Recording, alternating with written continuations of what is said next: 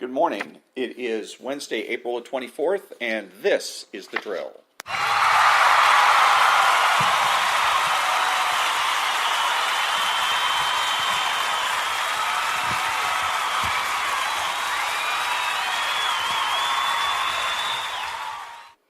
And thank you very much. This is Ron, your host, the one of only two true conservatives in the United States of America today, because we're the only ones that make the presumption for the status quo. The other true conservative being President Trump, speaking to all the butchers, bakers, and candlestick makers. One of the other because the issue of conservatism is about, asks the question, conserve what? So that's the question you ask when you say you're a conservative. What are you conserving? Well, the status quo. But what else are we conserving when we're looking at politics in particular? And what we're conserving is neutral government. Government as a neutral third party. That's the way that this our government in the United States of America was conceived and put into place as a neutral third party. It was a government that is not to take a position on anything, because the thinking was that if you have a government that is neutral, then it can be trusted. If you and I have a dispute, we know that we can go to the government and we can get a fair resolution, a fair hearing of our dispute, and a fair resolution of that dispute. And that is absolutely key. In what is referred to today as progressivism, and what I refer to as Crowleyism, because the so-called progressive movement was created by a man named Herbert Crowley back in the 1920s. He is the one that came up with the idea that government should be activistic, that it should make decisions in terms of what is right, wrong, or in terms of backing certain ideas, being for the poor, being for the downtrodden, etc. In other words, taking sides, prejudging things, in other words, and not being a neutral third party and just sitting and waiting to be moved by the citizens, but prejudging things, and on that basis being actively trying to eradicate homelessness, or actively trying to eradicate poverty, etc. So as conservatives, what we're looking to do is conserve the neutral government, the government as a neutral third power. If anything else is to be done, then it should be done by the people themselves. If there's a problem, if I have a problem with poverty, it's up to me, my friends, my relatives, people in my community to solve that problem. It is not up to, in particular, the federal government. There's something in the Constitution that says that the Constitution was written to limit, in essence, the federal government, that the only powers that the federal government have are those enunciated in the Constitution. Everything else is reserved to the states or to the people themselves. So, again, that gives you another idea of, okay, if you're going to be having issues, even state government, I was going to say that if you have issues of poverty and whatnot, that the state governments could take a stand on those things, but they can't, because the state governments were conceived in the same idea, same vein as the federal government. Poverty and whatnot are things that are going to have to be solved in non-governmental ways. If we can do it as individuals, or we can form charities. And that's the vision. If you want to solve problems like poverty, homelessness, etc., it should be done with charities, churches, etc. But the point I'm trying to make is that that's the other thing that we're trying to conserve here. It's not just the status quo. We don't just approach the arguments from the standpoint of asking, okay, what's wrong with the way things are? But we're also trying to conserve the idea of a neutral, as government, particularly federal government, as a neutral third party, because the neutral third party government is the government that is most trustworthy, in which you and I can get our disputes settled. We can have confidence that we'll get our disputes settled. So one of the other things that has been brought to my attention is reparations. That apparently that's another has come forward again, and it comes back, and it doesn't seem to have all that much traction, so to speak, in politics today. But apparently it's trying to make a comeback, and the reparations for slavery, and the proper answer and the proper way to deal with the issue of reparations. Again, you make the presumption for the status quo, and what you do then, what that means in this particular case, is you ask yourself, okay, what is it that we do when we have a problem with government, or with we have a dispute with another person, and if we can't just resolve that dispute with that other person, how do we handle that? Do we give them reparations? No, what we do is we file a lawsuit. And so that would be the question if anybody comes to me and says, well, hey, we need reparations. I'm a conservative, I'm open-minded, I'm willing to listen, and if they can convince me logically that reparations are what is necessary here, then fine, I'm on board. I kind of doubt it because, again, we already have a mechanism in place.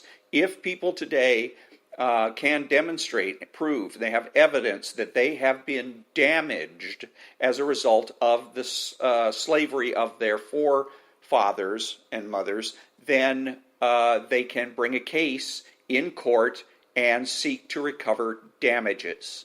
That's the way it should be done. Reparations does smack of a socialist scheme to simply redistribute wealth. Go to people like I don't know, Apple or some corporation like that, and physically and just basically steal money from them and give it to somebody else. Again, if there's damages that are to be had, because there may be a legitimate claim that some people deserve to be made whole, so to speak, that they've been damaged and they deserve to be made whole, then it seems to me that what you would do is, again, sue the federal government, take it to court, and let a jury make that call or that decision. And that's the way it should go, because that's what we do right now. And again, every question of what should we do, the first thing that any conservative should do is ask themselves, what is it we do now? And what's wrong with what we do now? I don't see anything wrong with simply going to court and filing a lawsuit. Okay, if you've been damaged by the federal government, go to court and sue them. The same thing would apply in the case. There was a case where apparently black soldiers were unwillingly and unknowingly engaged in mind control experiments sometime around World War II. And again, they were damaged by the government, and the government, and I don't know if they did end up suing, but that's a case where, again, go to court, take it to court. It would seem to me that they have a case for damages, present your case, and if you win, of course, then you get damages. There's no reparations involved. You just go ahead and file a lawsuit.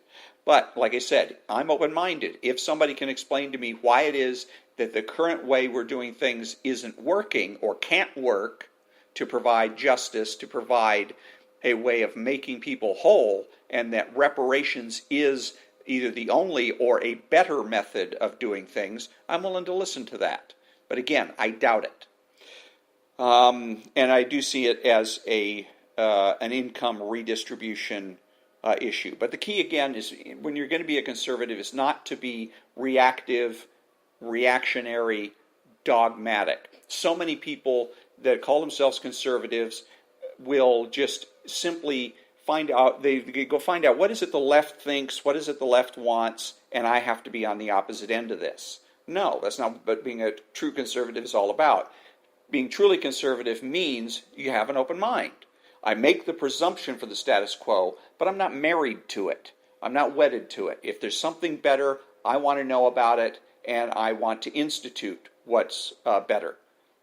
That's, after all, why we have a mechanism for amending the Constitution of the United States. It's not easy to amend the Constitution, but it can be done, because the forefathers recognized that there is the possibility that there will be better things in the future, and so that we may need to amend the Constitution in order to make improvements. So, and then Nicolas Cage is one that was brought up to me, or I was listening to, I believe it was Glenn Beck this morning, and he was talking about how Nicolas Cage had gotten married, and apparently that marriage lasted 4 days, or has lasted 4 days, and now he wants to seek an annulment. That apparently he, in his court filings, that he alleges that he was not in his right mind. He was drunk, and she was drunk, and that so therefore the marriage should be annulled.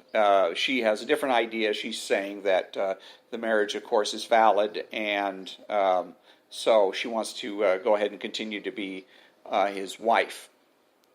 And what was interesting about this particular case from the standpoint listening to Glenn Beck talk about it was that at no point when he was going ahead and describing this whole situation with Nicolas Cage, of course, again, he had kind of a mocking tone of voice about it, but at no point did he make a judgment call. At no point did he sit and say who was right, who was wrong.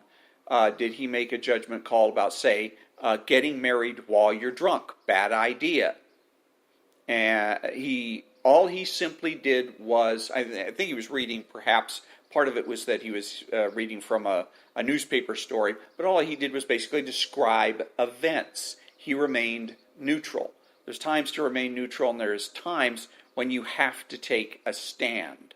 And you have to, if we're going to have a society that acknowledges ethics, the first thing that we have to do is talk about it. We have to say, this is right, this is wrong. You don't go out and get hammered and go out and get married, because it's going to result in problems. It mocks the institution of marriage, which is something that we hold almost sacred, even though there's a lot of people I know that want to make fun of marriage or laugh at marriage, and a lot of that started in the 50s and 60s with the beatniks and the hippies, and the whole idea that marriage is something that is created by squares. It's what conservatives used to be called, was squares.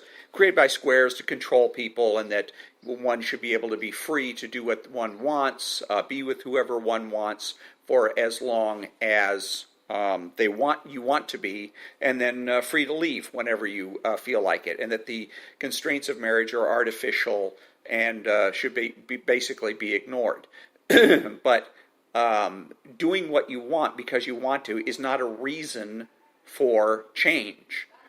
Simply saying I want to change things, or I want things to be different because I don't like them, is not a reason. It's being petulant. It's being childish. That's what children do.